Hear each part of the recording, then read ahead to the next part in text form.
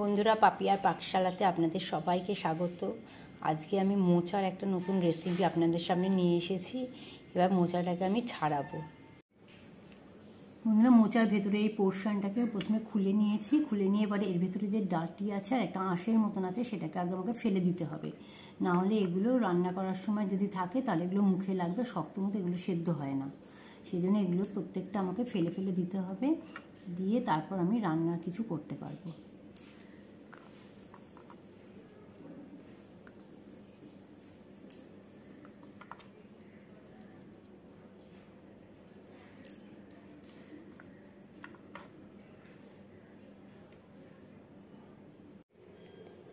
বন্ধুরা, আমার মোচাগুলো সব ছাড়ানো হয়ে গেছে। ভেতরে যে কচি অংশটা সেটা আর ছাড়াইনি, সেটাকে টুকরো করে কেটে নিয়েছি।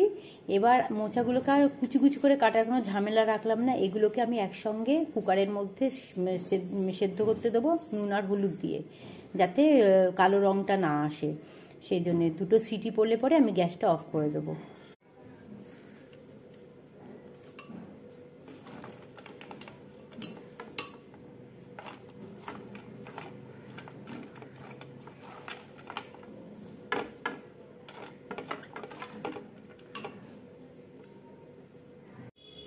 যতক্ষণ আমার কুকারে মোচাটা সেদ্ধ হচ্ছে ততক্ষণ আমি 4টে আলু ছোট ছোট ডুমো করে কেটে নিচ্ছি।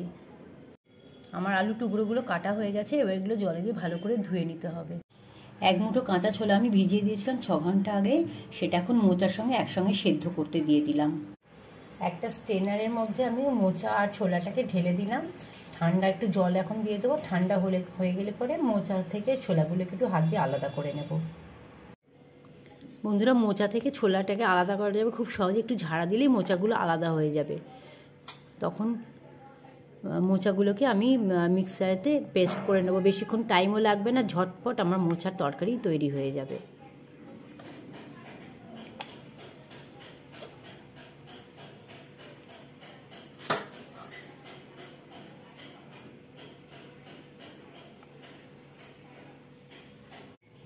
দু মিনিটও লাগলো না, মোচা আর ছোলাগুলোকে আমি আলাদা করে নিলাম। এখন একটা মিক্সার জারেতে মোচাটাকে আমি আধবাটা করে নেব। খুব কম সময় মোচা রান্নার এই একটা খুব সহজ পদ্ধতি। বন্ধুরা, আমি দুবারেতে এই মোচাটাকে পেস্ট করে নিয়েছি, আধবাটা অবস্থায় বের করলাম। এবার একটা কড়াতে তেল নিয়ে, রিফাইন তেল নিয়েছি, নিয়ে এবার কিছু বড়ি নিলাম। বড়িগুলোকে একটু লাল করে ভেজে নেব।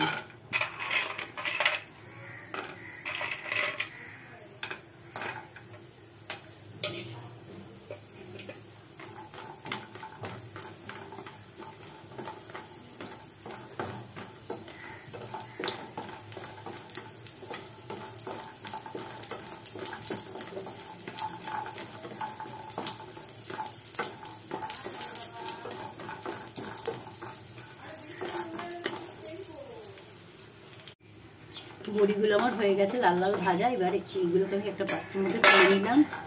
বড়িগুলোকে এবার ওই তেলের মধ্যে আমি পিছনে যে আলুগুলো রেখেছিলাম সেগুলোকে ধুয়ে ভালো করে ছেড়ে দিলাম।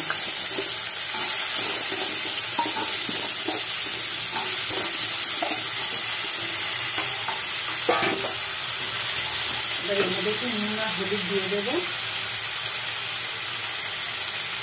যাতে আলুগুলোর মধ্যে নুন আর হলুদটা ভালো মতন দিতে যায় আর তাড়াতাড়ি একটু সেদ্ধ মতনও হয়ে যায়। আলু আর নুন আর হলুদ দিয়ে আলুগুলোকে একটু ভাজছিলাম। লাল লাল মতন হয়ে গেলে ভাজা, তারপরে এগুলোকে আমি তুলে নেব।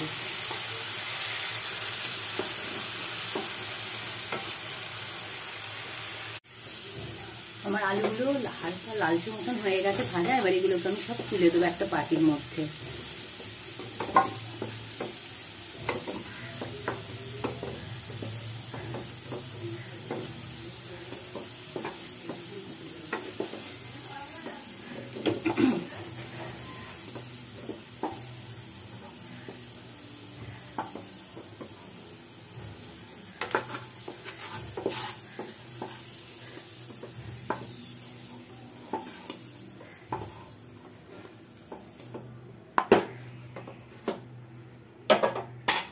এবার এর মধ্যে একটু সর্ষের তেল দেবো।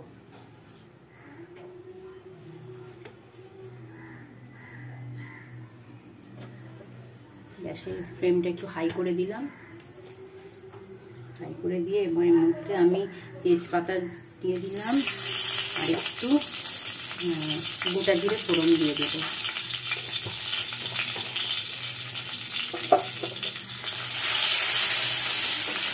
জিরে আর তেজপাতাটা ফোড়ন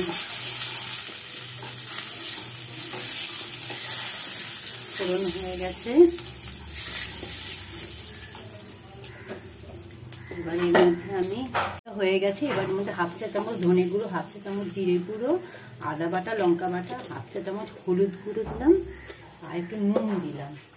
দিয়ে এবার এই মশলাটাকে আমি একটু কষিয়ে নেব। নুনটা একটু কমই দিলাম কারণ আলুর মধ্যে নুন দেওয়া ছিল আমার।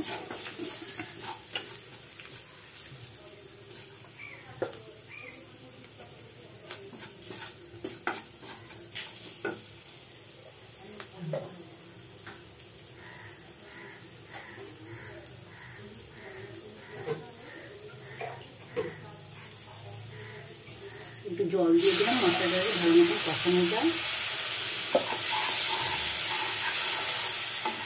বেশি মশলা না, অল্প মশলাই এর মধ্যে দিতে হবে, খুব একটা মশলা থাকবে না এর মধ্যে, যেহেতু নিরামিষ রান্না, পেঁয়াজ রসুন করবে না। মশলাটাকে কষিয়ে নেব প্রথমে।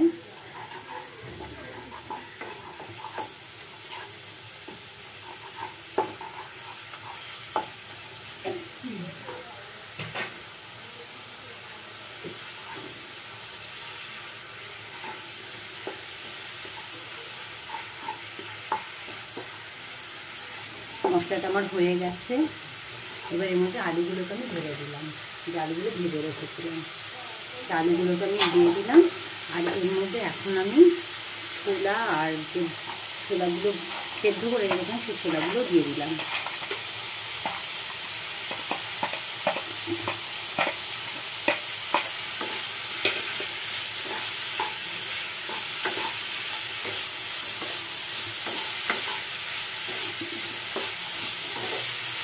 ছোলাগুলো দেওয়ার পরে এরপর একটু নাড়াচাড়া করার পরে আমি যে মোচাটা বেটে রেখেছিলাম আধ কাটা মতন, সেই মোচাটাকে এবার আমি এর মধ্যে দিয়ে দেবো। বন্ধুরা 5 মিনিট হয়ে গেছে, আর এটা খুব সহজ পদ্ধতিতে চটজলদি আমি বানিয়েছি মোচার তরকারি। আমার এই রেসিপিটা যদি আপনাদের ভালো লাগে তাহলে আমাকে সাবস্ক্রাইব করবেন, নতুন হয়ে থাকলে লাইক করবেন আর শেয়ার করবেন। শেষে আমি একটু চিনি আর একটু গুঁড়ো গরম মশলা দিয়ে দিচ্ছি, যেহেতু এটা নিরামিষ রান্না সেহেতু চিনি দিলে খুবই ভালো লাগবে স্বাদটা। আর এটা গরম ভাত, রুটি, পরোটা সবার সঙ্গে খুবই ভালো লাগবে খেতে।